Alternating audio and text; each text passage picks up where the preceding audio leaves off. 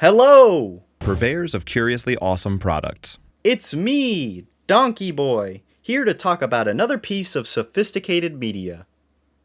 So, I might have caved and spent a bag on Warhammer 40k Space Marine 2, but hey, it's pretty good. Going in completely blind to this franchise, I was surprised by the unapologetic commitment this game makes to having a vision while staying completely faithful to its source. It reminds me of Gears of War, but if you actually felt invested in its story and characters. As much as I'd like to cite other games that might have served as inspiration to Warhammer 2 and some of its most jaw-dropping features, doing that would be a disservice to the hard work that was put into this project. My favorite part of Warhammer 40k Space Marine 2 is that it allows you to assume the role of its protagonist by putting the gameplay first and using it as a translation of the story. The player character, despite seeming like a Jane Doe to the many other players of this world, is secretly the most important character of the story. However, if I had to make up a complaint, it has to be the replayability. The story is exhausting, and the multiplayer is nigh non-existent right now, so after completing the game on the hardest difficulty, I felt lost when looking to fill that dopamine-shaped hole in my smooth brain. Regardless, the high points of the game truly make up for all of it. Unrelenting enemies, realistic character actions and dialogue, visual spectacles that strikingly contradict the gameplay, and of course, general badassery.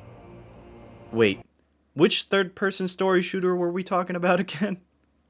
That's right! This is a fake out and we're actually talking about The Last of Us Part 2.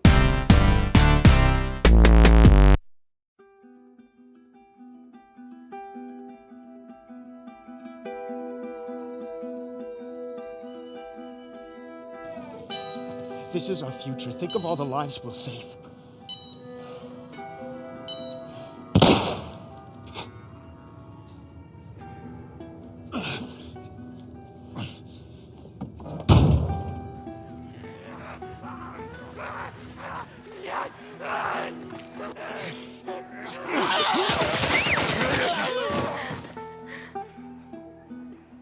It's okay, baby. We're safe. We're safe. Hey! We need help. Stop! Please. It's my daughter. I think her leg's broken. Stop right there! We're not sick. Got a couple of civilians in the outer perimeter. Please advise. Daddy, what about Uncle Tommy? You need safety and go back for him, okay? Sir, there's a little girl. But I'm gonna get that gun from you, okay? Oh, okay, easy. Come on. Make this easy for me. I can find No, just go! Just fucking go. Listen, buddy, we've just been through hell. Okay, we just need...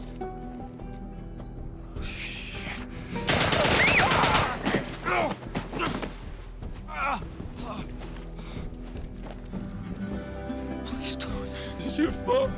This is nobody's fault, Henry. It's all your fault! Henry! Henry, no!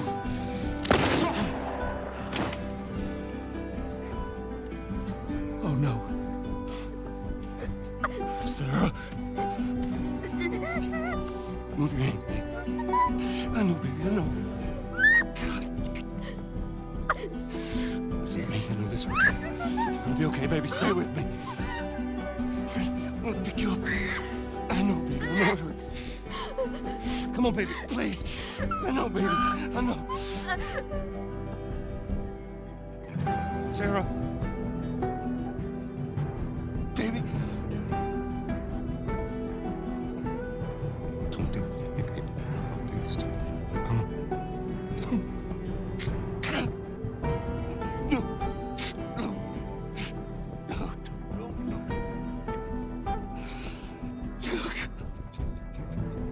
Please. Please. Please. Please.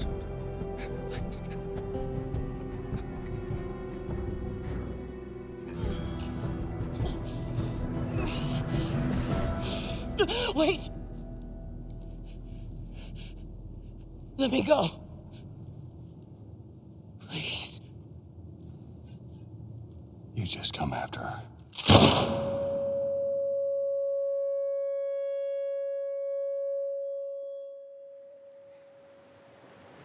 Hey, wait.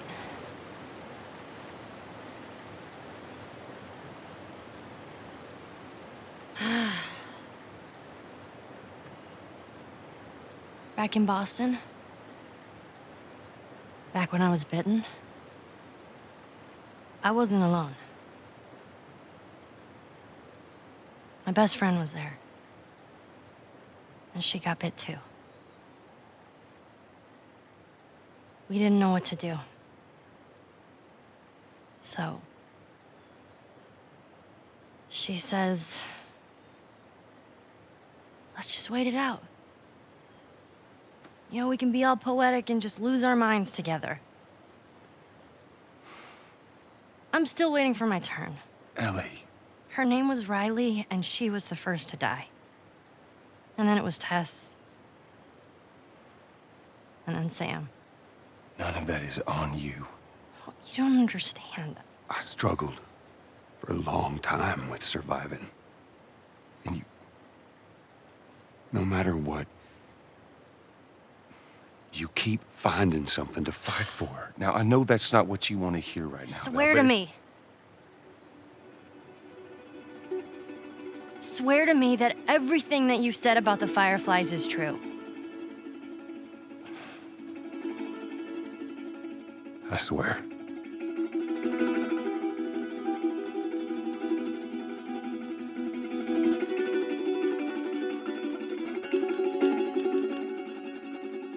Okay.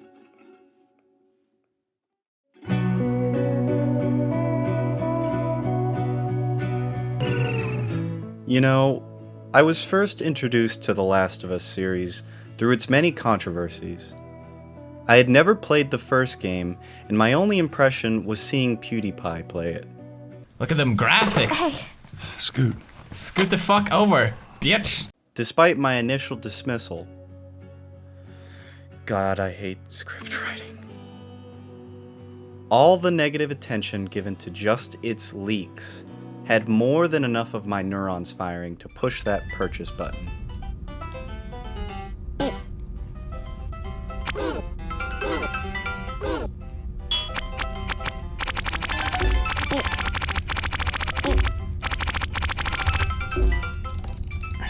I broke it. I don't understand how that's possible. I'm doing that's the fastest anyone's ever done this. Unbeknownst to me, The Last of Us Part 2 would ruin me. I can't believe people have the balls to call this their comfort game, when my own hyperfixation of it took over my life like a toxic partner. So now that I've been taken hostage by Neil Cuckman, y'all must hear me yap about it. No, but for real. The reason I'm making this video is because of an Instagram vote, and The Last of Us Part 2 won, so now y'all have to watch my dumbass talk about possibly one of the most controversial and subtle video games ever created. To say I've had trouble coming up with a topic to discuss when approaching The Last of Us Part 2 would be a massive understatement. I first wanted to do a grounded playthrough, which took me, I don't know, too long. And a video discussing the entirety of the story, including the difficulties I had, would end up making a video so long that even I wouldn't want to watch it. So I'm going to talk about what really intrigued me about this game in the first place.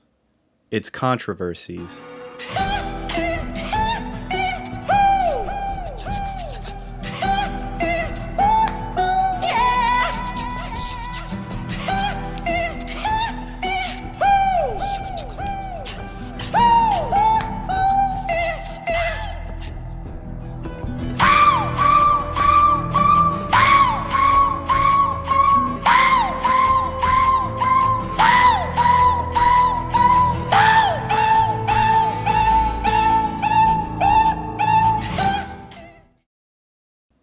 This video is not a critique of The Last of Us Part 2, nor is it unfiltered praise through its dwindling base of opposition.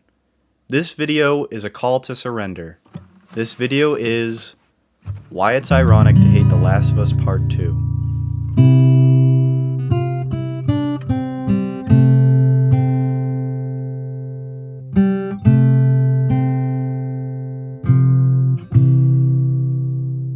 Objectors to The Last of Us Part 2 have a boundless imagination. I mean, a boundless supply of reasons as to why they hate the game. Unlike many creators who will happily supply the masses with hour-long videos attacking even the smallest of details in a video game, I've compiled 7 of the most deadliest sins pinned onto The Last of Us Part 2.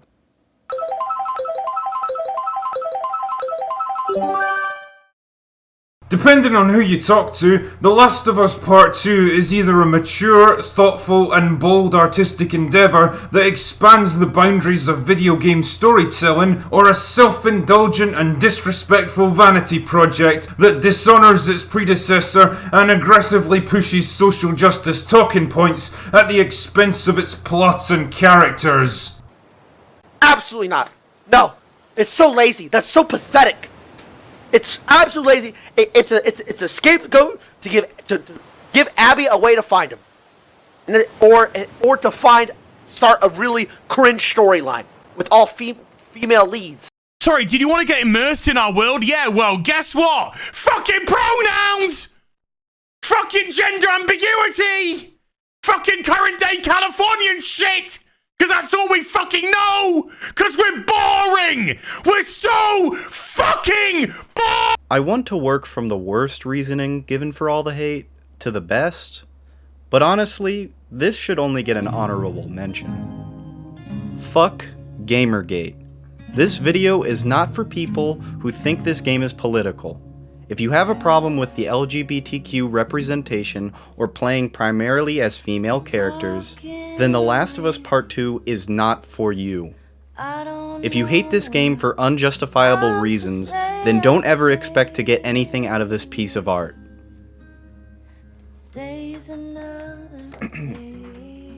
Now that we have that covered, let's discuss legitimate complaints. I'll be coming for you, okay?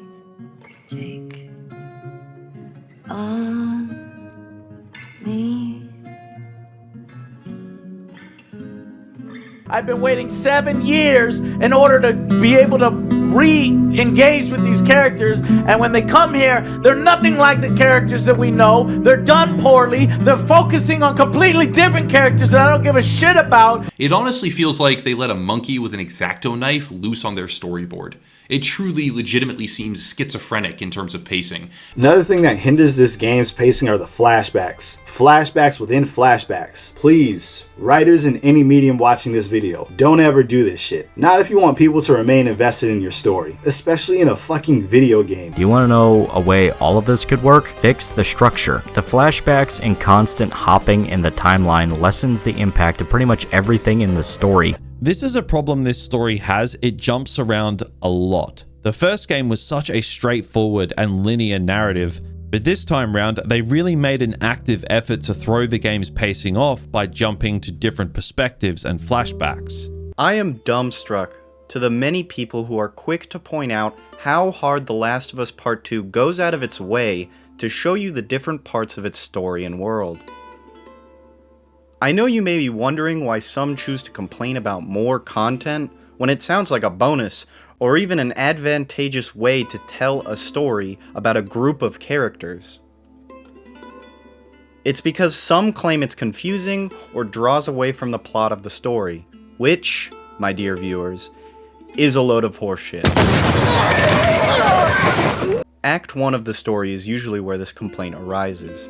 I mean, in 1 hour of gameplay alone, you play as Joel, then Ellie 4 years later, then reactively as Abby. This, in theory, may sound a little confusing, especially when I tell you in the next hour of gameplay, you switch between Ellie and Abby 3 more times. It's definitely redundant to include the switching around for my argument's sake, but in practice, in-game, this feature plays out quite smoothly. You are first indoctrinated into the story of this game as Joel, learning the mechanics of riding a horse and playing the guitar. Then, as Ellie, you learn about how world building is going to work in this game, walking around, interacting with characters, looking for hidden supplies and collectibles, and understanding the characters on Ellie's side of the story. Next, as Abby, you're introduced to the mystery of the Seattle Squad, which sounds like a hipster Scooby-Doo reference, but is genuinely my favorite hype house.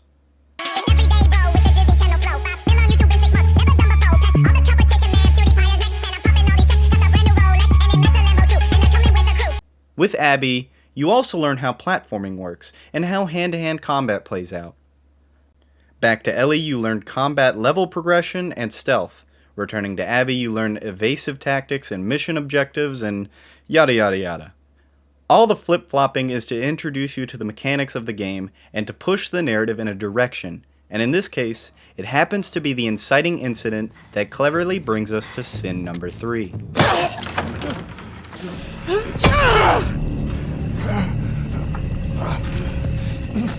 Eeny, meeny, miny, mo. To be killed so quickly and so brutally wasn't only shocking, some argued it was disrespectful, that it was like spitting in the face of fans who liked this character and who wanted him to play a major role in this game.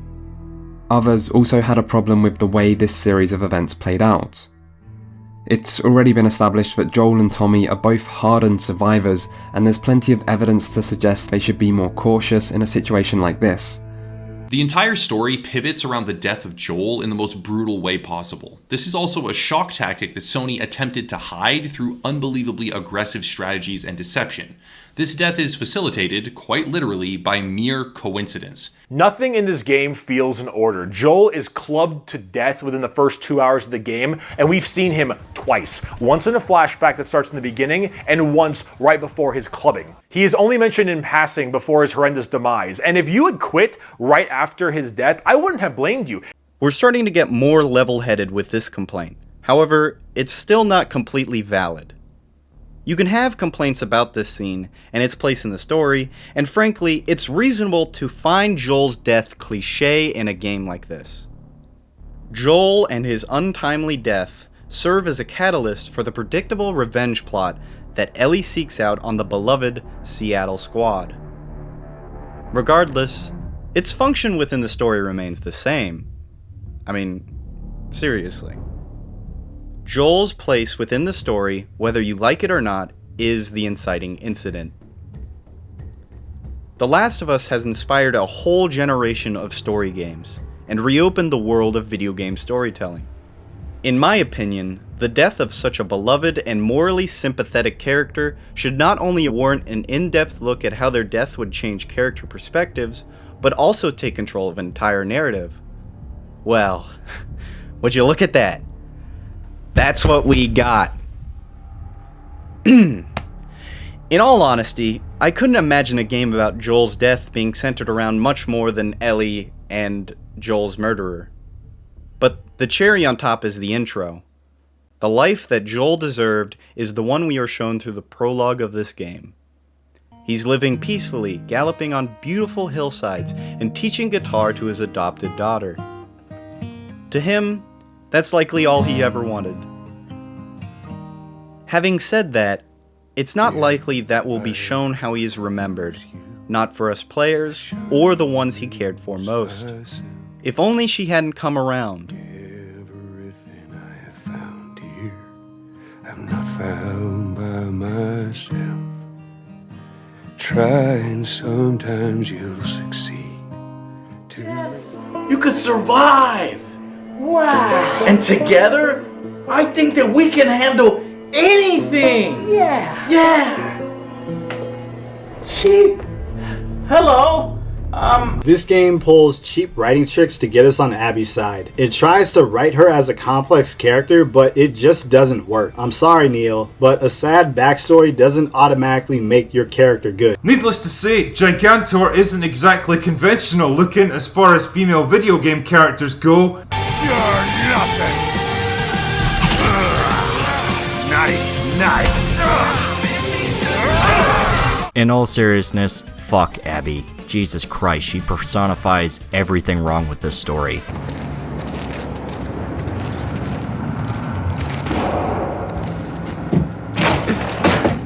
Ten hours of Abby? 10? Mel's pregnant. Wait, what? Is that real? No joke, 10 hours with this character.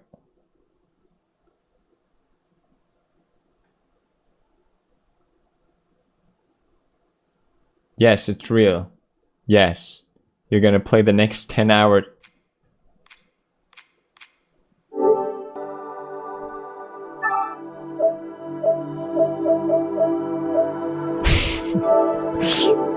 Fuck's sake. What a joke. Oh, no. Remember when I just mentioned Joel's murderer? That murderer not only has a name, a fully realized playable arc, and Jesus Christ is she jacked. Uh-oh, they gave this character some depth. How naughty! I'm starting to think that the only reason we don't like Abby's part in the story isn't because Naughty Dog is forcing us to like her, but because we have some sort of trauma from when we first learned she kills Joel, and we then have to play as her. Irony! I don't find Abby's place in this story as padding for the Last of Us world.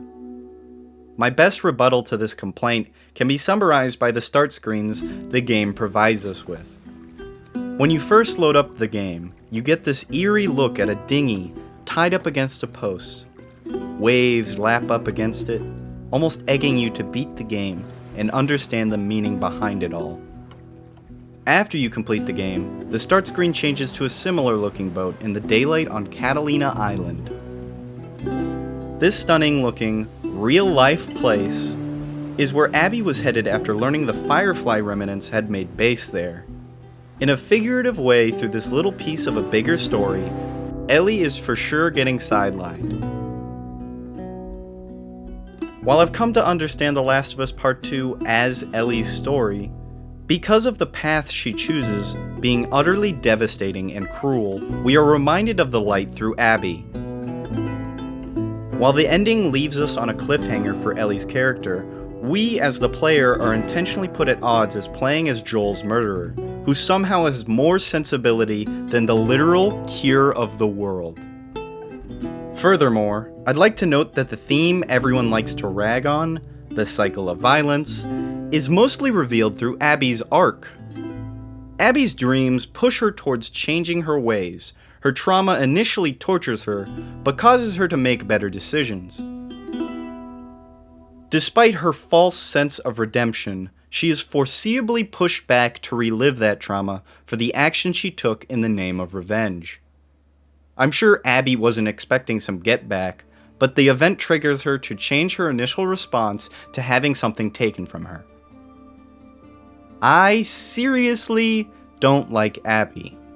She's arrogant, muscle-headed, and quick to shut down. Abby reminds me of another character, though. Abby's experiences drive her to making unsuspecting connections in an unfeeling world that ultimately define her humanity. But I still couldn't fully forgive her. She killed Joel. In spite of my grievances, I had never been more conflicted to complete a boss fight than when having to confront Ellie after the 3 days and then after rescuing Abby in Santa Barbara. By the way, this means something because my first written video is about a Souls game. Within this sin, I'd like to mention Jake from Yoga Farm. Jakey called this game outdated, which is horrible for this game's reputation. If anything, The Last of Us Part 2 feels as outdated as Warhammer 40k Space Marine 2, a game about a nearly 30-year-old board game. It feels like a crime to call this game outdated, when the graphics have barely been outdone in the last 4 years. In fact, the reason I wanted to show off Warhammer 2 at the beginning was not just to serve as a chronically online money spread, but as a baseline. Neither game is outdated, but I think they have a lot of similarities when it comes to being visually impressive and having stimulating gameplay. Let's get back on track though. I haven't talked enough about how Jakey is ruining the reputation of this game. For The Last of Us Part 2, Jake took particular issue with looting, agency, and some shit about a goopy goblin gamer Pancreas. Fuck. Which we will be talking about later in the video. Looting is boring. Especially in The Last of Us Part 2, where the most interesting item is a fucking hose clamp that you can buy from Home Depot. You see, I would say Menards, but this motherfucker...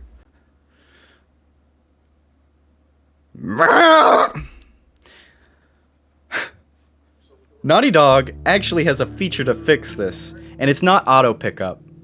It's called Grounded. Before making this video, I decided to finally complete a Grounded playthrough, and I learned that looting goes from why can't I pick up more bullshit to thank you Naughty Dog for giving me half a scrap of cloth and a fourth of a clip of pistol ammo in this post-apocalyptic nightmare. Fuck. Real quick.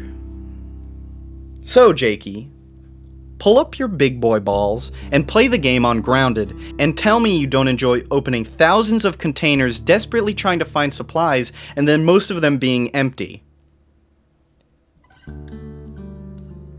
Agency is, well, complicated. I think the agency given to you in this game serves a purpose. In other games, you're given free roam into exploring the mechanics and the ethics of your character, but in a polished story game, like The Last of Us Part 2, it's more cultured than that. You don't have to kill every single enemy in the game, a feature that I and many other gamers have ignored for far too long, because in the words of another scholar, I shoot tons of people and it's fun because shooting video games are fun. It's more interesting to see how a character reacts when you do kill an enemy, but pacifist runs are interesting in their own right. The game allows you to play specifically around not killing, and again, through my Grounded playthrough, I explored how that would affect my perspective of the game. I played more passively when I was low on specific items, or too many enemies were positioned too close together, and thus, you create paths where you don't kill a single enemy, or clear enemies out of a specific area to progress, which in my opinion, is how Ellie might approach some of these situations. I will admit though that this agency can feel stripped away when, in a video game about killing people, you are forced to kill people. Sometimes you can get around it, and of course you are more likely to unload on a group of clickers than an armed posse, but the difficulty between the two speaks more about the ethics of the game than you might think. The agency of this game can be summarized with one question. Did you kill every dog in the game, or just Alice? Sorry for the rant, but it just pissed me off when someone complained about my current favorite game and their mic drop moment was this. In The Last of Us 1, I became Joel. In The Last of Us Left Behind, I became Ellie. In The Last of Us Part 2, I became disappointed. Shut the fuck up, Jakey!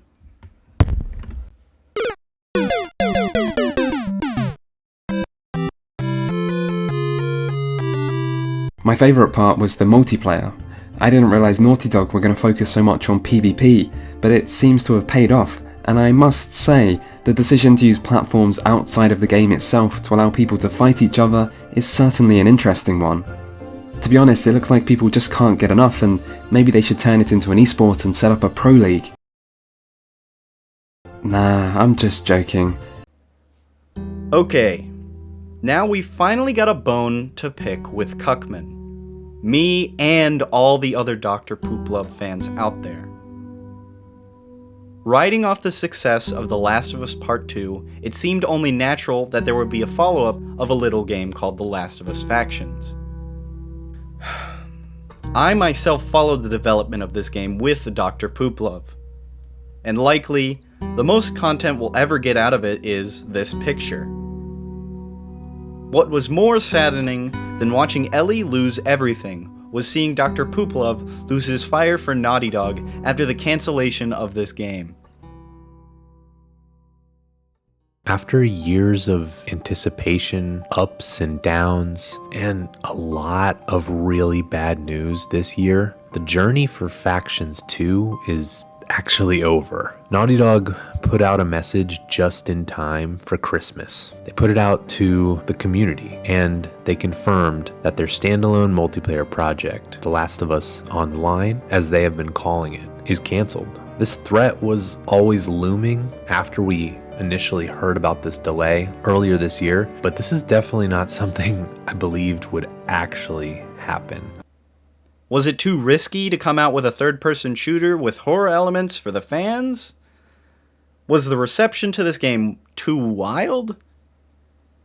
And that's not even the worst part.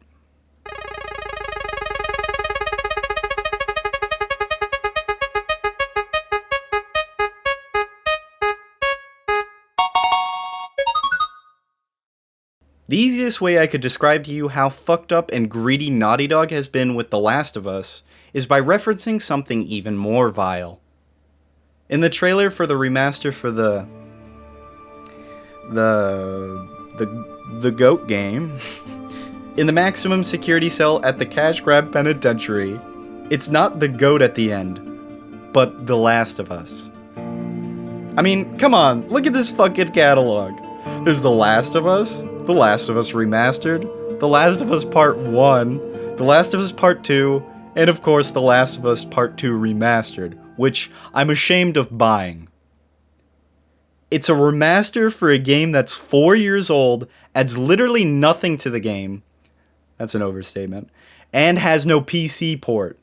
Fuck you, Naughty Dog. You've taken my money 3 times now over this franchise, and I can't even play Factions 2. Whew.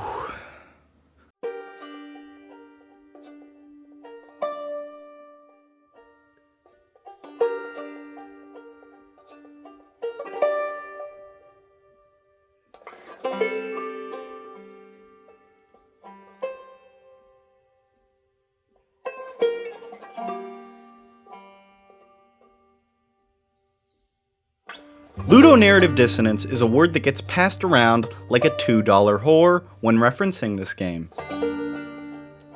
I think it's because narrative video games typically confuse the goopy goblin gamer within all of us. However, if you want to tell a story about the bad parts of violence, you can't turn around and make a game about killing and murdering everyone that stands in your way.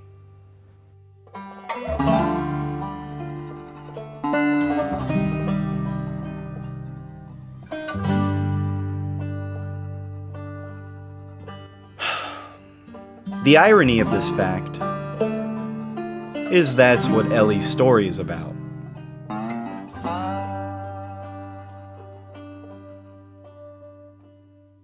In the beginning, there was nothing. Then God said, "Let there be Pong." With Pong, we had it easy. Your one objective was to hit the ball to the other side of the screen, which is where your opponent resides. Then, a little bit later, came Doom, where your enemies were literal demons. Then comes BioShock Infinite, a game that makes you an enemy of a society that infantilizes American culture in the name of an expired set of values. And other things. In The Last of Us Part 2, Ellie appears to face many enemies in her search for justice. At the beginning of the story, Ellie is seemingly justified in her pursuit of revenge because a crew of people methodically executed her adoptive father in a brutal and senseless manner. As you continue through Ellie's trials to reach her goal of revenge, we are given glimpses of the moments she shared with Joel over the last 4 years. After playing as Abby and settling on the farm, we are granted one last memory. One of the Winter Dance. This event, held the night before Joel's death, changes our entire perspective on why Ellie has been seeking revenge so adamantly. The last conversation the two had together was filled with anger and embarrassment. Guilt drove Ellie to follow Abby back to Seattle, and now that it's all over, she must try to pick up the pieces. She tries, but she can't forget. A familiar face with a similar problem doesn't help, but it isn't until she remembers this last exchange that she abandons her life and ventures on even further to hunt a woman down who has spared her life twice over. Which brings us to the Rattler's Den. For a final level in a video game, this honestly blows even Warhammer 2 out of the water. I'll repeat it again, but not killing enemies is not as interesting to seeing how your character reacts when killing an enemy. In Santa Barbara, you see how fucked up Ellie has become. She kills a group of powerless zombies and says, "It's like shooting fish in a barrel." She sees a guy scared for his life and calls him a little bitch. She begins dehumanizing the Rattlers. And honestly, it's fucking badass.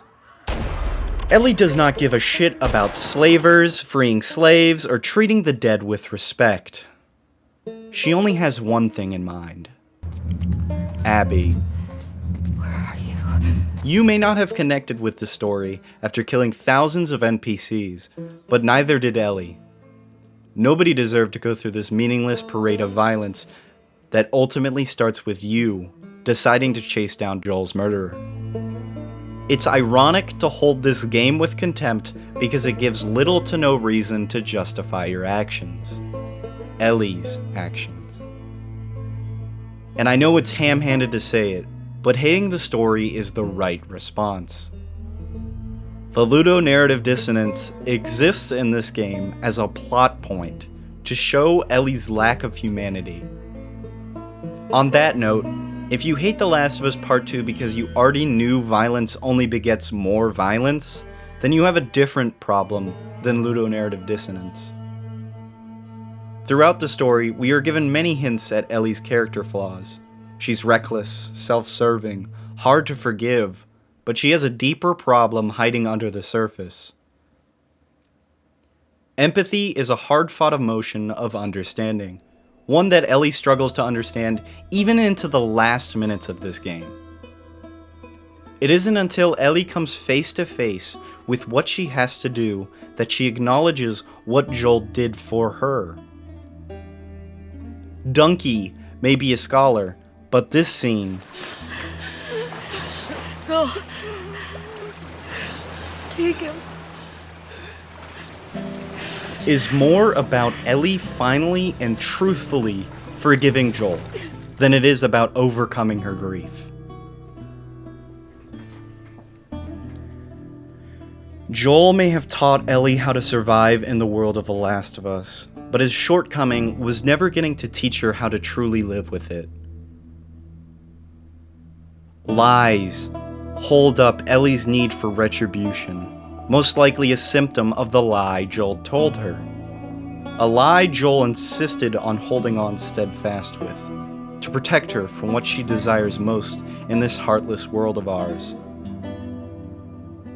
Isn't it just so ironic that the lies we have been telling about this game for nearly 4 years is our own pound of flesh in this story? Maybe you understood the first game and its characters, but claiming ludonarrative dissonance as the main problem with The Last of Us Part 2 means that you didn't understand the characters at all, you ignorant, apathetic bitch. Joel tries a fair bit harder than Ellie does when it comes to trying to live with it, but he still lacked the capacity to pass that strength on to his daughter. As much as we all love Joel, his love for Ellie was realized through violent action. In an almost poetic way, Ellie responds violently to his death. Her own act of love, ignoring everything that Joel meant to her after the fact. Or after the lie. Now, I'm not saying that hating this game makes you a sociopath that kills without emotion, and that you should probably go see a therapist. Though, I won't discount that fact. But hating this game, when it's trying to teach you this powerful message of forgiveness and overcoming hate, is kinda emblematic of your own shortcomings.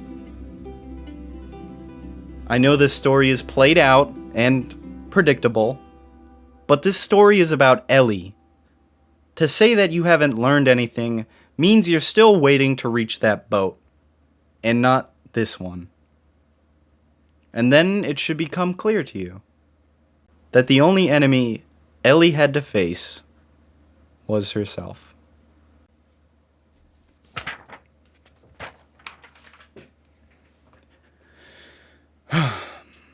The Last of Us Part 2 is not perfect.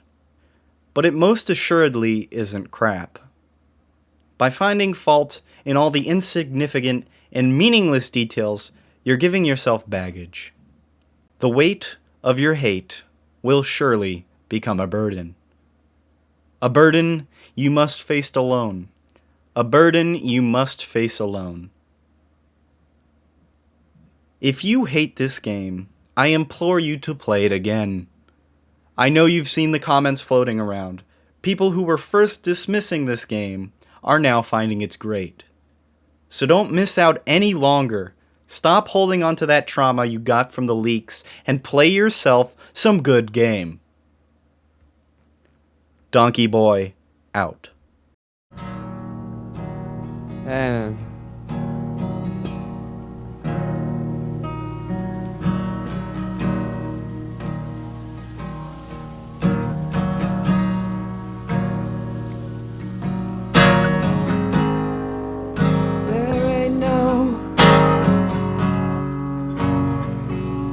rations feel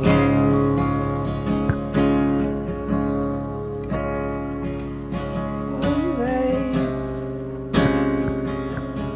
you'll be with me. We'll dance, we'll dance, we'll dance.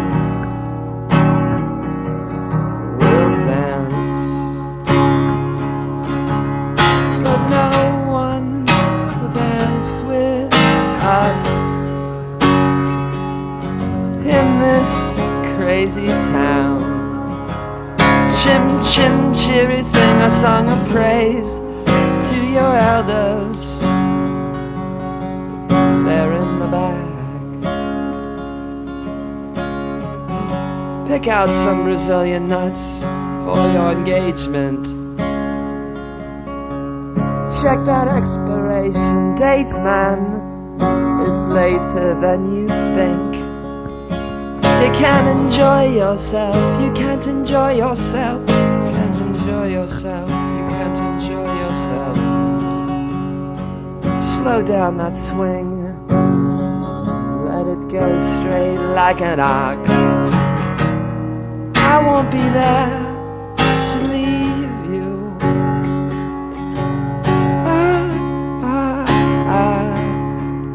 Cause I don't have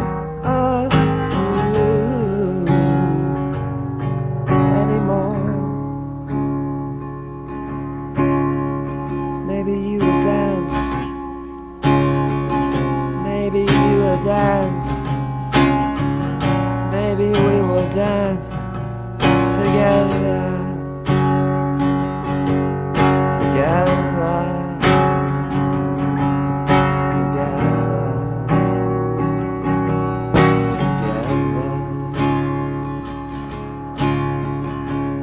On your bites, and then your hand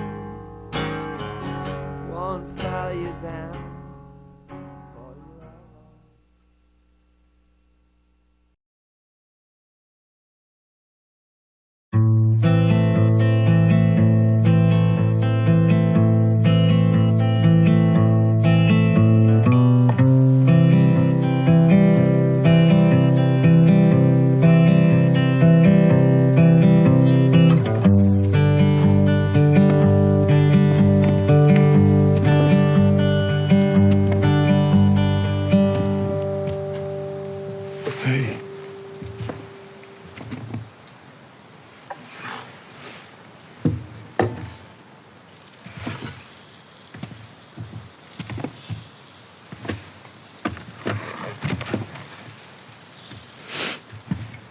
What are you drinking?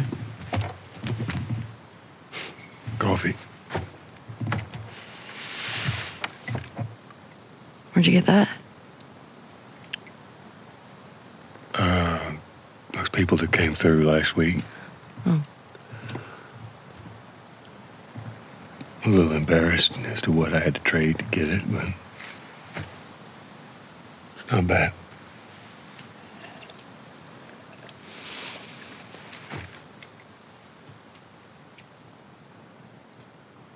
had Seth under control. Yeah, I know. And you need to stop harassing Jesse about my patrols. Okay.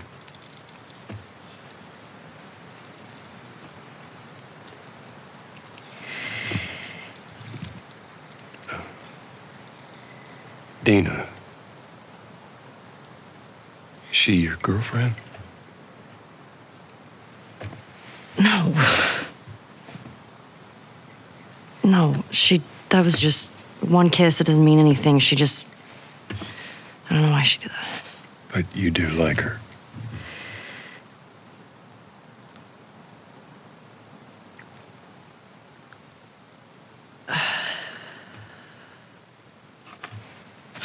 So stupid. Look, I have no idea what that girl's intentions are, but I do know that she would be lucky to have you.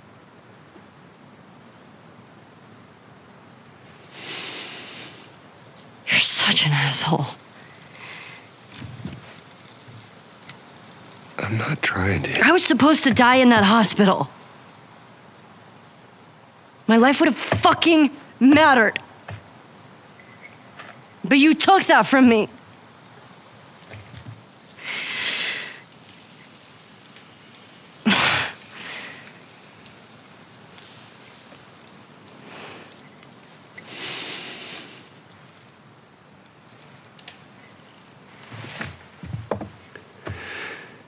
If somehow the Lord gave me a second chance at that moment, I would do it all over again.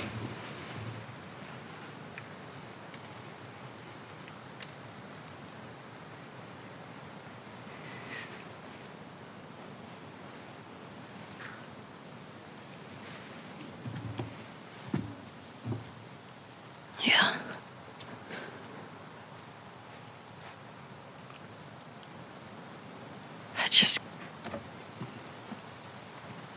I don't think I can ever forgive you for that.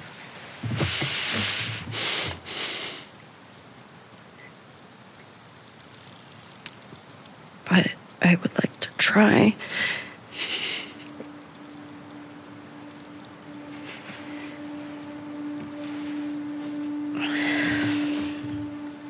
I'd like that.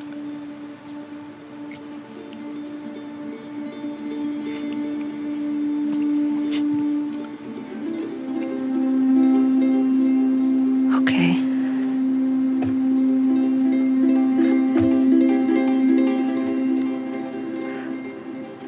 I'll see you around. Yep.